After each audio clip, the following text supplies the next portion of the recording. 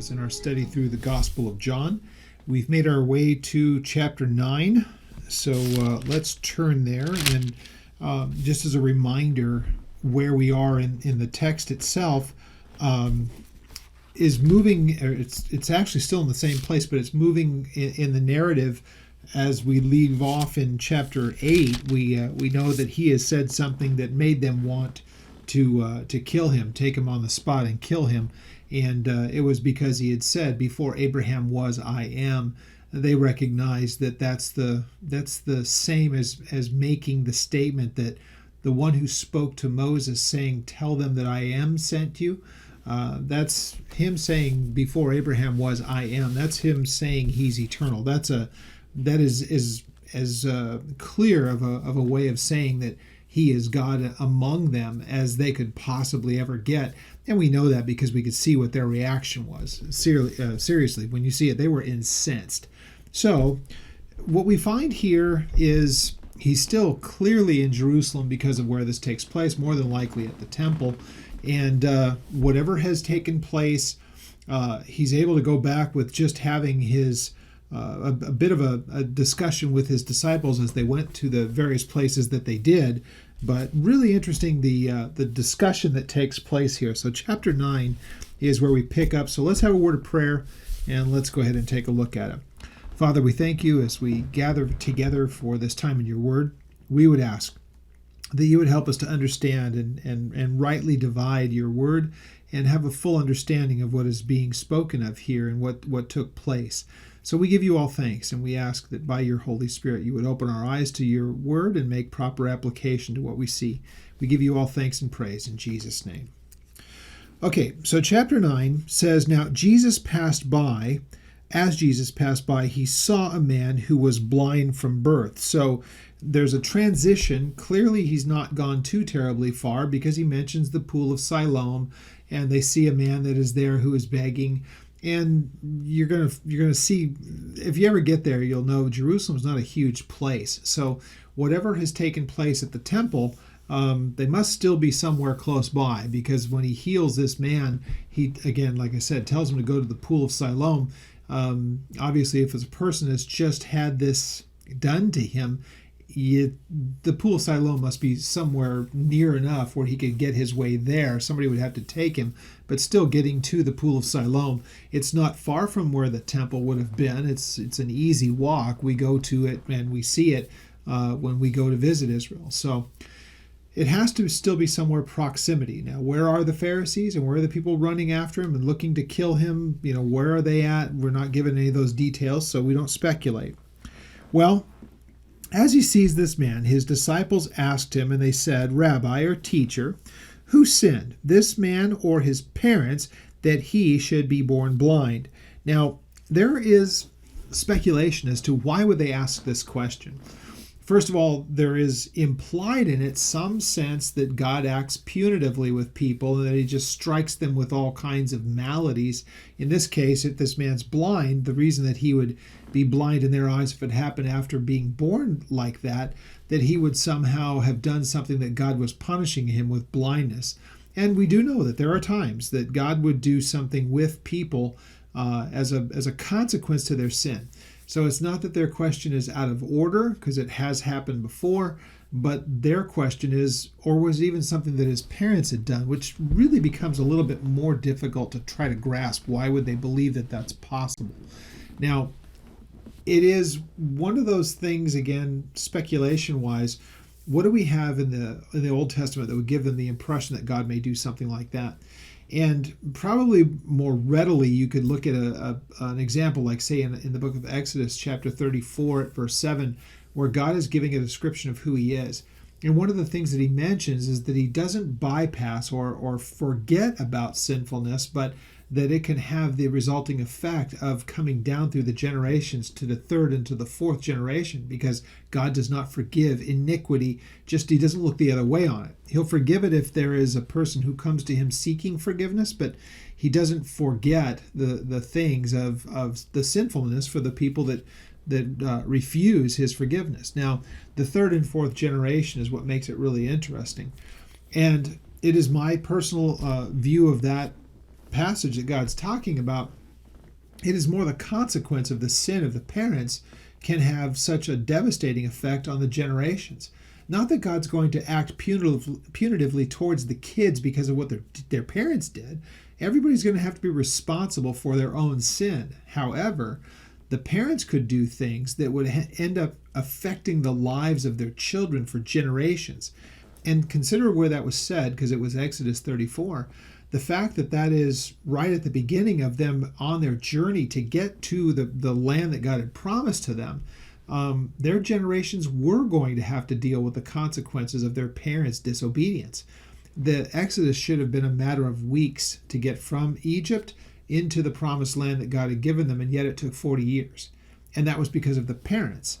And so the kids had to endure those years of suffering and dealing with being in the wilderness and not being able to go to their place. I mean, think about that if you were a child born at the beginning of the Exodus, you're going to be 40 years old before you're able to even enter into the land.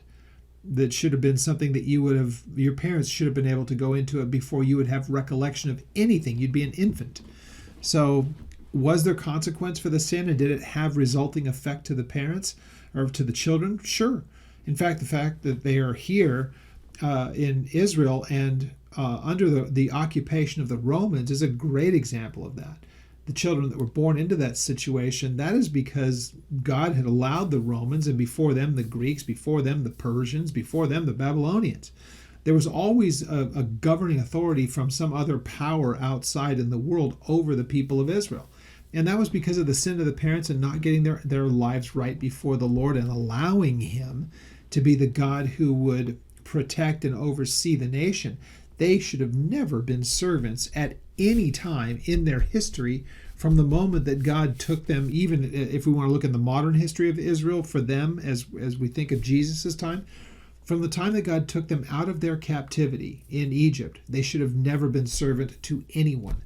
They should have been the one, as it was kind of during David and Solomon's time, that the surrounding nations brought to them tribute. And so they never should have had to endure living under the thumb of someone else. God told them that he would not allow that to happen if they walked with him. And so we know their history. Obviously, they had gotten to that point. Anyway, sorry for the long-winded way of looking through this, but here they're asking, so who's responsible? Why is it that this took place? Now, let's remember, we live in a fallen creation. So the idea of birth maladies, that happens all the time, everywhere, all around the world. And it is just part of a fallen creation. What Jesus says here, though, I believe is a real great way of us understanding why he came into this existence. And it was to not only take care of the temporary of things and to undo the corruption that came because of sin all the way back in the garden, but that he wasn't going to just do this in a temporary way. Because of what he did of giving his life at a cross, he has made possible that all we wait for is the time when he will put away all corruption of all kinds. And so there won't be blindness, there won't be sickness, there won't be any of those things in his kingdom. We know that from the book of Revelation. And of course, since it's an eternal thing, clearly these bodies cannot make it eternally. So there's going to be a restoring of things. Peter talks about it in chapter 3 of the book of Acts, the restoration of all things. Well, Jesus answers their question. Neither this man nor his parents have sinned, but that the works of God should be revealed in him. So Jesus already knows what he is about to do. Now, as we get to the method that he uses, there is all kinds of speculation as to why, or why did he use what he used. There are some that would say that was something that was already employed in those times. The idea that spit and whether it was going to be something of the clay, that there was already that belief that they had medicinal uses. That's, again, it's somewhat speculative, but it is an interesting method that he uses here. What I want to make sure is that we catch the idea of certainty. So even if this was some kind of a remedy that people thought had some ability, there's no way that they would know that if they applied this, that would fix the problem. In this case, Jesus knows exactly what's going to happen. He uses earthly means. Of course, he could have just said, like what he did. Remember when the centurion came to him up in Nazareth, or sent his people in Nazareth? We know that he's able to heal remotely, miraculously, without any kind of external things. He can just He can do what he wants to. It's his creation. In this case, he does something that's very earthly. And it also requires of this man that he would take upon himself to do what God says to him to do in obedience. Jesus gives him a direct command. Go to the pool of Siloam and wash yourself. Well, let's go ahead and read the rest. So Jesus says, it's not his parents, it's not him. This blindness is going to be a way that I can demonstrate who I am, that the power of God will be seen in this. So then verse 4 says, now I must work the works of him who sent me while it is day. The night is coming when no one can work. So he is explaining the things that I am doing in his, Jesus is saying, the things that I'm doing in my ministry and in my time here, they're only for a time, because the time is going to come when I won't be here any longer. So I'm doing the works that God has sent me while I'm here. Verse 5, as long as I am in the world, I am the light of the world. That goes back to something that he said in chapter 8. He's the one who brings illumination. So if he's opening the eyes in the very physical sense with a man who is blind, he's also just said, I'm the one who opens the eyes of the blind in the spiritual sense. So it makes sense that he would be doing this physical miracle of giving sight to the blind. He's already talked about him being that light of the world, brings sight to the blind in the spiritual sense. Now he's going to do it in the physical sense. Verse 6 tells us, and so when he had said these things, he spat on the ground, made clay with the saliva, and anointed the eyes of the man with this clay that he had made. And then he said to him, go, wash in the pool of Siloam. Now, Siloam is, oddly enough, once again, the symbolism behind this could very simply be more than what we just see at face value. Remember, the pool of Siloam was where the water would collect that came from the Gihon spring, and it goes all the way back to Isaiah, Hezekiah, all that kind of time. And it was because of the Assyrians that had come, or that were on their way there. They needed to have an internal water supply from within the city. Because if a nation comes and encircles your city and you don't have any water, the inhabitants are going to die. So in this case, they have a constant water supply. But Siloam means sent. So if they're looking at it, they would see the water comes, and according to some, again, no way to know for sure, but it gives the impression, some believe that the water would flow at times, sometimes more than others, but it would be something that, even in the symbolic sense, that the fact that it's there, it is sent by God, and so Siloam. Now, again, other people have different views of this whole thing. What we do know is that this spring supplied enough water for the city, which is an amazing thing when you think about it, because basically Jerusalem's just up on a hill, and yet water comes up inside the hill and feeds it. So it's pretty miraculous that it's there, and it still has water come down to it to this day. So when we go through the tunnel that brings water from Gihon Spring to the pool of Siloam, it still goes on to this day. That water still issues forth from there. It's pretty amazing. Well, so we see this, and it says, go to wash yourself in the pool of Siloam. And so he went and he washed, and he came back, and his sight had been, he came back seeing. It had been restored to him. Therefore, because of that, the neighbors and those who previously had seen that he was blind said, is this not the one who sat and begged? And some said, it's him. Others had said, he looks like him, or he's like him. But he said, let me settle the question here, guys. It's me. I'm that guy. So this is something that he's never had eyesight before. We know that it's from birth, and we're going to find that because of his parents. So the impressive part of this whole thing is that such a miraculous thing has taken place that people have to take notice of it. And some people want to try to explain it away. It's a miraculous thing. Must be somebody else. Can't be him, because nobody gets their eyesight back. Well, he did. And he says, let me settle the issue. It is I. It's me. I'm the one. Verse 10, therefore, now because of that, they said to him, how were your eyes opened? And he said to them, a man called Jesus made clay, anointed my eyes, and he said to me, go to the pool of Siloam and wash. And so I went and I washed and I received my sight. Just very matter of fact. So they said to him, so where is he? And he said, I don't know. Well, again, it's kind of, just consider this whole thing. It's like, man, when he did this, I was blind. I had to go get myself, cleaned up. I have no idea where he was. I didn't see him when it happened. So you can see that the whole thing is going to be kind of adversarial. Now it's going to be a revisit of what we've already seen here. This has already taken place in times past where they've wanted to kill Jesus because he had healed on the Sabbath. Now, when does this take place? Again, it's on the Sabbath. So we know once again the same arguments are going to come up. Jesus did a miracle on the Sabbath, and now they're going to get all worked up about that whole thing. Well, so they brought him, who was formerly blind, to the Pharisees. And now it was the Sabbath when Jesus made the clay and opened the eyes. Then the Pharisees also asked him again and asked him how it was that he had received his sight.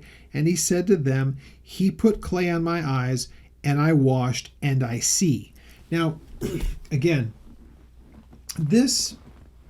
what Jesus does on the Sabbath with them, and the things that he does is because there's no other explanation that I can see. He could have done all of these miraculous things and no one would have ever known. If he just willed for it to happen, the guy could have received his sight. But instead, he does something that would make the Jews question, did you do some kind of physical labor work on the Sabbath? Because then that would be a violation. So by Jesus doing what he did, rather than just saying to him, receive your sight, they couldn't have made the accusation against him that he had done something on the Sabbath. He just willed it to take place. They wouldn't have the accusation. But if you remember, Jesus is going to use these times, and there are a multitude of them through the Gospels, where he would do things on the Sabbath that were useful and good, and it would be used by him as an illustration to say, you guys have made the law more than it ever was intended to be. The things that Jesus would be doing would not be a work had it not been for them adding that on and saying, well, that is something that's a violation because it's a physical labor. God just said, cease from your normal day-to-day of your physical labor, the stuff that you do the other days, and put that time aside to spend with me. That's the issue. Of course, they're the ones who complicated it. And they had done so much more in it and made the law to be so much more complicated. If you remember, Jesus has already said to them, look, you guys, you've twisted yourself in your own religion so deeply that you will have that dilemma. If a child is supposed to be circumcised on the 8th day and that day falls on a Sabbath, one way or another, you're going to violate something of the Sabbath because of what you've made it into. But God did not make that. That's them adding to it. Same kind of a thing here. They're going to want to bring the accusation that Jesus healed on the Sabbath. Well, what was the labor that he had done? He put spit in dirt, made it into mud, and put it on the guy's eyes. That's the extent of it. Now that to them is technically a violation of the law of God. The absurdity of this, when you stop to consider it all, it's a man-made thing that they had said that he, because of their traditions, he's violating their traditions. He's not violating the law. He was there when it was written, and he knows it better than anyone else. Clearly, he would never violate the law. That would just make him a common sinner, a violator of the law. So the whole thing on its face is absurd, but it's easy for us to say that because we look at it in hindsight. You can see that the fear of them was quite palpable because look at how the parents are going to have to deal with this. They're going to be brought into this as well.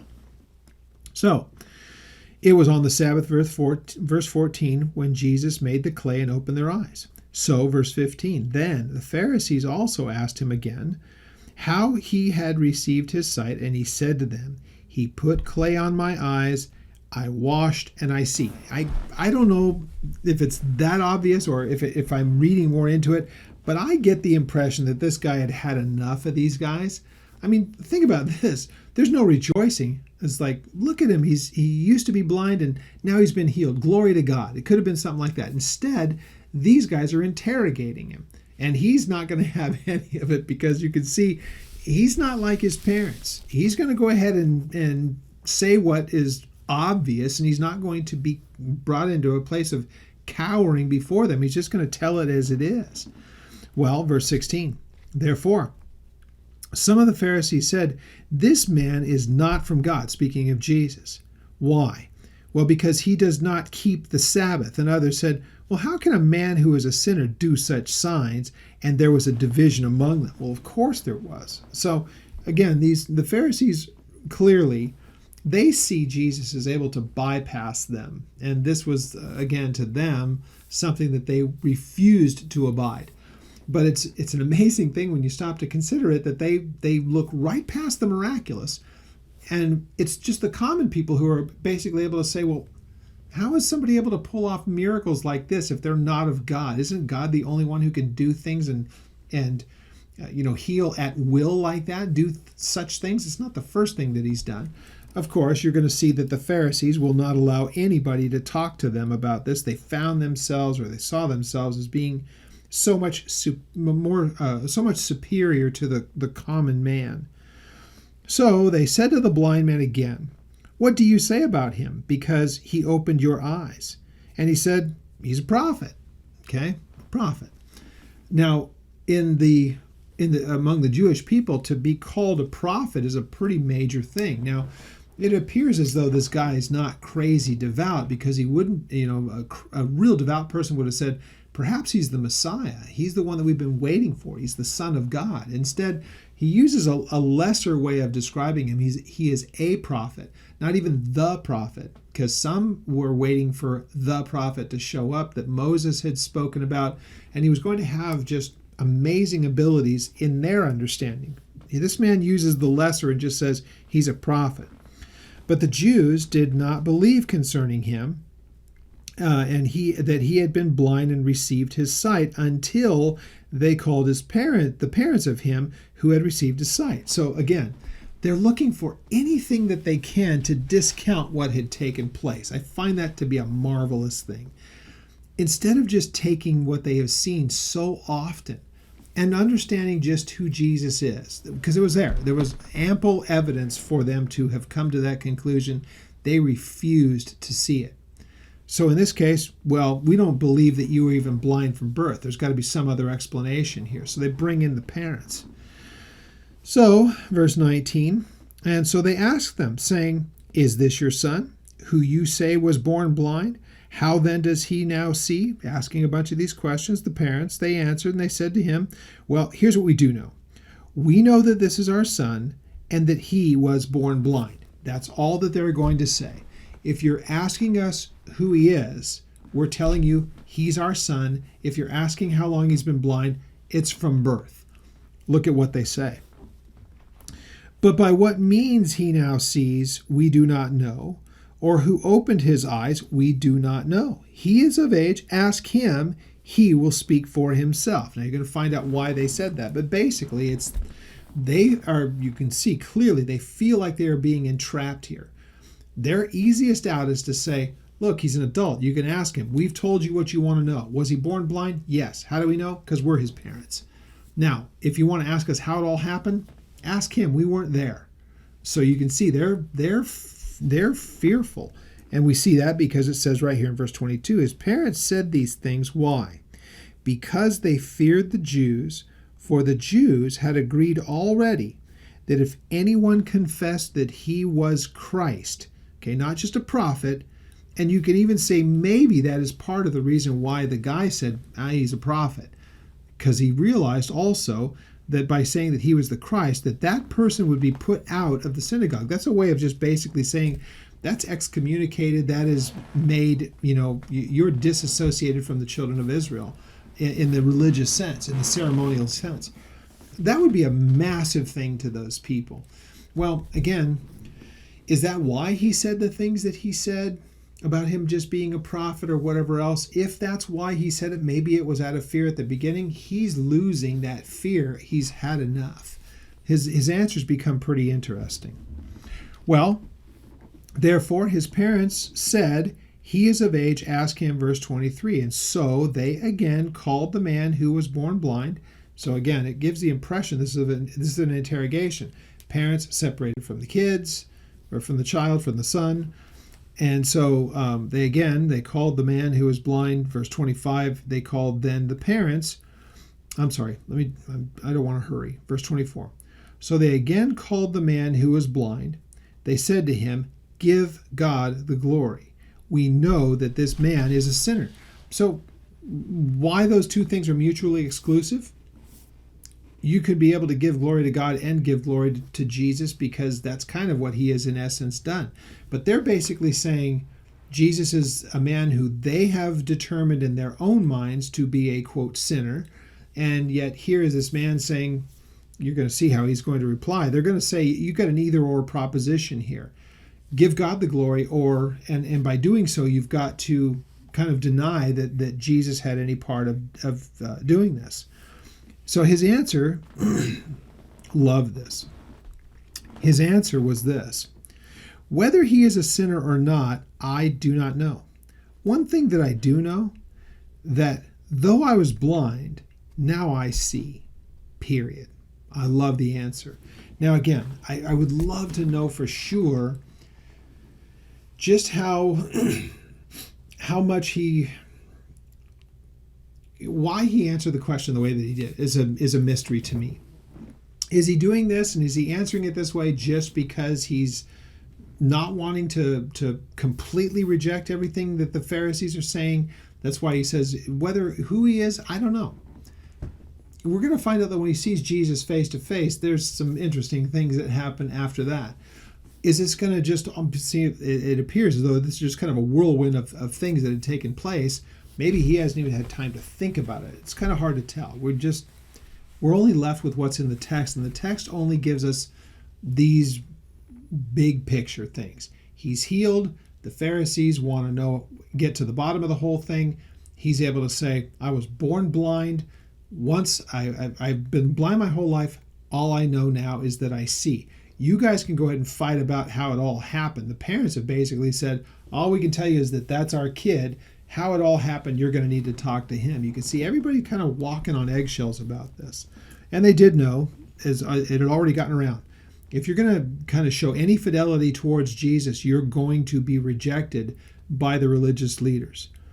So he said, verse 26 then they said to him again, what did he do to you when he opened your eyes? Or how did he open your eyes? He said, I told you already, and you did not listen. Why do you want to hear it again? Do you also want to become his disciples? That is a way of just, now it's on. He's basically said something that completely provokes them to anger. So then they reviled him and said, "You are his disciple, but we are disciples of we're Moses' disciples." Okay, so once again, same thing. This is the same kind of back and forth that they've had with Jesus before. In other times, it's been about Abraham. We're Abraham's kid. Jesus' reply was, "Well, if you were Abraham's kid, you wouldn't try to kill me," because he never would have done that. In fact, Abraham saw my day and rejoiced. That's what got them into this whole discussion that you saw in chapter 8, where they were so incensed at him. So now in this case, they're going to try to claim the ground of Moses. And so we're disciples, or we're believers in the law and what Moses gave us, that God had given to him, he's given to us. That's who we will side with. You're going to side with Jesus, who they saw as a demon-possessed sinner from Samaria. So you can see that, again, same adversarial thing. He says this, or they say this in verse 29. "We know that God spoke to Moses. As for this fellow, we do not know where he is from." Well, clearly they do, and clearly they've tried to make this before, but they're speaking in the spiritual sense. We know where Moses got his information. As for this guy, we don't know. Again, this is a way of trying to diminish. We certainly know that there was some contention among the Pharisees. We know that all the way back to Nicodemus. There was some real soul searching going on among them. Nicodemus sought out Jesus. He was one of these guys. And he said, "How is it that you're able to do the things that you do? Unless God is with them, these things are impossible." So some of them were finally getting away from their religious objections and basically saying, how can we possibly deny the things that we see? These are the hardcore guys. They're just not going to be convinced either way. Now they're going to basically say, well, nobody can say anything to us. We're the disciples of Moses. Okay. So, verse 30, so the man answered and he said to them, why this is a marvelous thing, that you do not know where he is from, yet he has opened my eyes. And so clearly, even by his statement, his eyes have been opened not only in the physical sense, but he's really starting to see things more in the spiritual sense. So he basically says, well, I'm marveling at this. You guys will say you don't know where he's from, but I'm standing right here in front of you and my eyes are open. I can see. I have my sight back. It's clear to me who he is. And remember, he didn't start that way. This all seems to come to him as they press him. So, and it says in verse 31, now we know that God does not hear sinners, but if anyone is a worshiper of God and does his will, he hears him. And since the world began, it has been unheard of that anyone opened the eyes of one who was born blind. If this man were not from God, he could do nothing. Wow. So he's just basically given to them, these religious leaders, some things that they could not refute. And he does say this too. Has there ever been a time in our history when somebody can do the things that Jesus does? Now, again, they would, of course, have a different answer for it because they refuse to hear him. This is a thing that we see happen in our world today, especially if we witness to people. How is it that the lights come on for some but not for others? And really it becomes a matter of belief. Are they willing to believe the things that are presented to them, or are they going to reject them for reasons known to themselves? It's a great question. It's important that we would know the answer to that. But what we simply know is that there are people who will believe by faith because God moves upon their heart. They believe what they've been presented with, and they don't offer the objections that other people do. In this case, these Pharisees didn't want to hear it for a variety of reasons, only known each to themselves. But on the big picture, on the whole, we certainly know that Jesus was gathering disciples to himself. We know that at minimum they saw him as a threat. Secondly, he was saying things that they had never heard of. They also didn't like his pedigree. They didn't like where he was living. They didn't like that he was from the north. The rumors, if you would, that he's not even the natural son of Joseph and Mary, that Mary had had relations before Joseph. So they have all kinds of different reasons for wanting to doubt him. But none of those doubts were ever brought under the microscope of being able to say, as just this simple man is able to say, hey, here's what I know. He healed on demand, at will. And it wasn't a question of whether or not I was going to be healed. He said, go wash in the pool of Siloam. And so that's how he received his sight. And he basically says, this is unheard of. So verse 34, they answered and they said to him, you were completely born in sins, and now you are teaching us. They cast him out. So again, they make an accusation. Again, they have no evidence for it. But this is just their way of, we don't have an answer for what you just said to us. They give him a just kind of a curt, really angry response, call him something, make an accusation against him for which there's no foundation, and then it ends the discussion because they cast him out. Okay. Now, here's the other side of it. So Jesus heard that they had cast him out, and when he had found him, he said to him, do you believe in the Son of God? Do you believe about this Messiah? Of course, from their history, they would know that there would be someone who would come who would have just a different ability than he has. Now, without going too far into it, there are plenty of writings from people before Jesus was born that there really was an anticipation of a very much a supernatural person who would come. There would be the Son of God, and he would be able to do all of these things. We know that even from the things that his disciples had said. They wanted him to set up his kingdom after his resurrection. We don't have those bits of information clearly just laid out in book form in the New Testament, but it's things like these kind of questions, or like his disciples asking the question, are you going to set up your kingdom? So there was an anticipation. Remember, it was John when he sends his disciples. I'll mention that a little bit later, but you can find it in Matthew 11. John the Baptist, before he was put to death, sent people to Jesus and said, "Are you the one that we have been waiting for, or is there or should we look somewhere else?" Remember, it was the Pharisees who came seeking out John. Who are you? Are you the Messiah? Or are you the prophet? Are you Elijah? Are you they're asking all these different things because there was some element of anticipation of someone who was coming. Well, we don't get a lot of detail on it. They obviously knew the Old Testament passages, and there was an expectation. Clearly that was there. So Jesus is able to ask. It's a great question because it's the same one that we should be asking today. We know he is Jesus. We are able to look back on him, but we'd love to be able to ask, what do you know of him? What do you want to know of him? Are you aware of him? Do you know who he was? What did he do?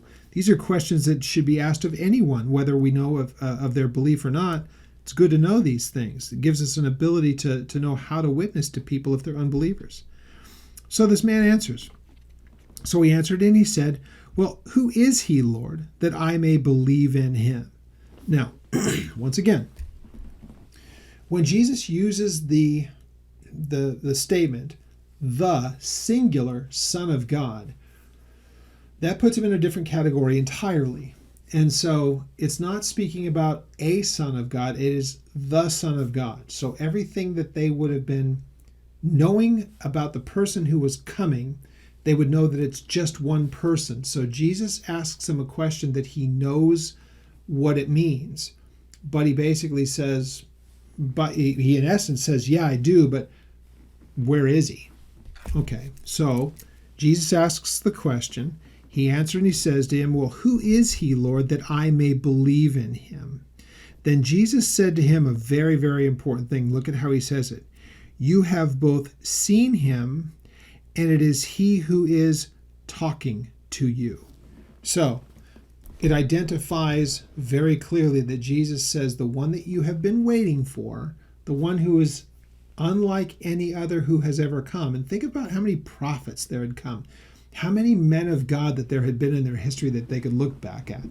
They know about Abraham to Moses to the kings like David and the good ones there, the prophets. He knows about all of those guys. But there's one that is much different in their understanding. And Jesus says, you've seen him, and it is he who is talking with you. So it takes every other potential person that it could ever have referred to, future or past, and puts it right there in front of this man. It is me and me alone is Jesus' way of saying it to him. So he said to him, "Lord, I believe," and so he worshiped him. Very, very important things. Now let's remember, in this whole thing, there's the idea of man receiving their sight.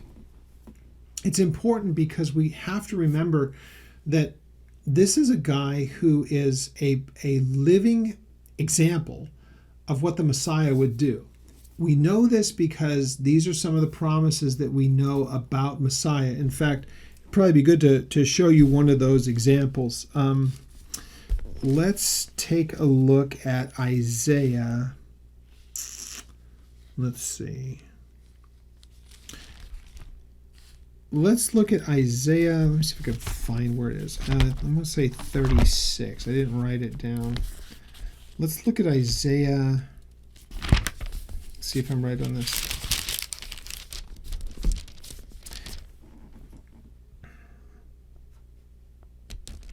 You know, it's actually chapter 35. And yet this is looking at a time when it's more in the sense of the kingdom, but there would be someone who could do the things of returning the sight to the blind. Let's look at verse 3, and we're going to use this. I do want to go back and look at the thing that Jesus said to the disciples of John the Baptist. So Jesus is going to be quoting, though we don't know for sure exactly which verses he was referring to. It's kind of there are several ones that you could look at, or it might be all of them. I want to look at a couple of them. Chapter 35 of the book of Isaiah. This would be something that a guy like John the Baptist and his disciples would know this verse. Speaking of the kingdom, "Strengthen the weak hands, make firm the feeble knees. Say to those who are fearful-hearted, be strong and do not fear. Behold, your God will come with vengeance and with recompense of God, and he will come and he will save you. And then the eyes of the blind will be opened, and the ears of the deaf will be unstopped. The lame will leap like a deer, and the tongue of the dumb will sing. The waters will burst forth in the wilderness, and the streams in the desert. Now, since we're in Isaiah, let's go to 61, Isaiah 61. As just a couple of examples of what they knew would be a time that things would be ushered in, and they knew that it would be done by a person. That speaks in the big picture, if you will, right there, that'll be a time during the kingdom. But now look at this.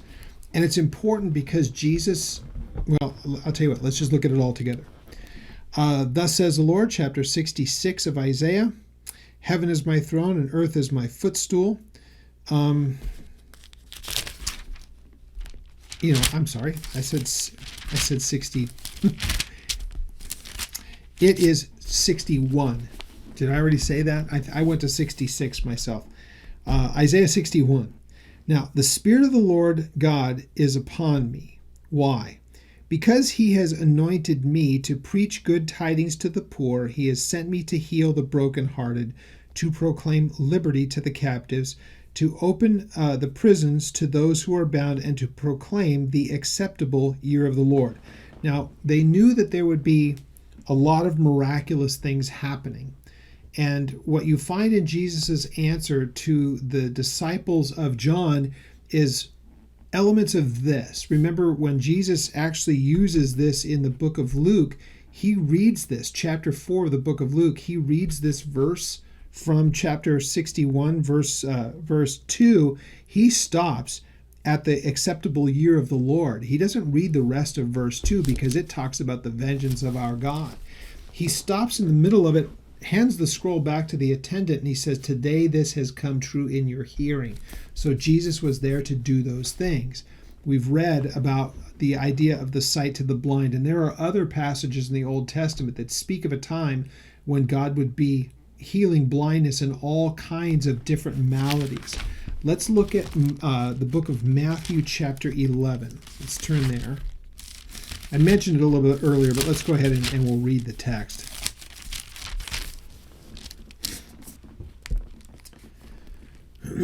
Okay, let's just start at verse 1. Now, it came to pass, when Jesus finished commanding his 12 disciples, that he departed from there to teach and to preach in their cities. And when John had heard in prison about the works of Jesus, he sent 2 of his disciples and said to him, are you the coming one, or are we to look for another? So clearly, this is one of those places they knew someone was coming. Should we look somewhere else? Jesus doesn't have to answer and say, yeah, I'm him. He wants to make sure that we are all on the same page about the things taking place. Verse 4 says, you go and tell John the things that you hear and what you see. You tell him, the blind see, the lame walk, the lepers are cleansed, the deaf hear, the dead are raised, and the poor have the gospel preached to them. And blessed is he who is not offended because of me. So if you look at the various things that Jesus said, these are the things that are taking place, it's not one particular verse that he's quoting. He's quoting a number of different places in the big picture. These are the things taking place. These were prophesied through Isaiah and others, and now they're taking place right in front of everyone. That's the important part. So here we can see clearly, just like those disciples, just like John the Baptist, here's a man who knows in part what those things are about. Jesus is going to get him to a place of saying, you may have head knowledge, let me go ahead and put it before you for the exact of these things. That's when Jesus says, do you believe in the Son of Man, Son of God rather? Then he said, well, who is he that I can? Jesus says, the one that you see and hear, it is me, I am him. And then he said, Lord, I believe, and he worshiped him. Now, very, very important thing. Some people would make Jesus to be a little bit less than what he actually is. That he is, some would dispute that he is God in the flesh. The cults would say he's just part of the creation, not the creator himself. He's not eternally God. Some would even say that he was an angel or some other kind of a thing. Let me remind you what happens here. The only time that someone has allowed themselves to be worshiped that we know who understands these things, his name was Lucifer. He wanted that, and he allowed that kind and desired that kind of worship. Look at the angel in Revelation 19 when John falls before him and the angel tells him, get up. You don't want to do that. I'm not going to receive your worship. Worship Jesus, because it's the spirit of prophecy. So when you look at that, if Jesus was anything less than he is, he would have stopped the man from worshiping him. He knows what that entails and what it's about. So if he was anything less than God in the flesh, he would not have received worship. He would have corrected the man for trying to give it to him in the first place. Of course, but he doesn't. And then some of the Pharisees who were with him heard these words, and they said to him, are we blind also? So that idea of, the things that he has said, and so they look at it and they're again offended. So they basically said to him, wow, and they're not going to like the answer. So it's their way of basically mocking. Oh, so you're saying that we're blind too? Well, he's going to give them an answer. Jesus said to them, if you were blind, you would have no sin. But now you say, we see, therefore your sin remains. Now, he's making a spiritual application to what just took place physically. He said, basically, if this was unknown to you as it was to this man before, you would have an excuse. His point is, you guys are the ones telling me your eyes are eyes wide open, and yet you refuse to see, therefore you have the blindness. So yeah, to answer your question, guys, yeah, you're blind also, but you're not blind in the physical sense, you're blind in the spiritual sense. Now, we get to chapter 10, and it's a transition. A big change in the whole thing, because he's about to come back to another 2 in the same chapter of his I am statements. And so we'll pick that up, and you can see now he's going to go back to understanding about what's the difference between the believer and not the believer. Anybody who hears this in chapter 10 would be able to see his words, and you would know for a fact whether you believe in him or you do not. You'll know simply by the characteristics that are here. So we'll pick up chapter 10 next week, and I hope you've enjoyed going through chapter 9. These are great chapters in the Gospel of John. Again, if you have questions about any of what we cover here, any other passages that you have questions about, feel free to write us. Our email is found at the church's website, or the ministry's website, I should say. It is oldpaththeology.net.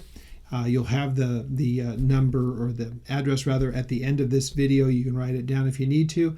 And there is a way to contact us by email there at the website. So until next week, we pick up at chapter 10. May God bless you.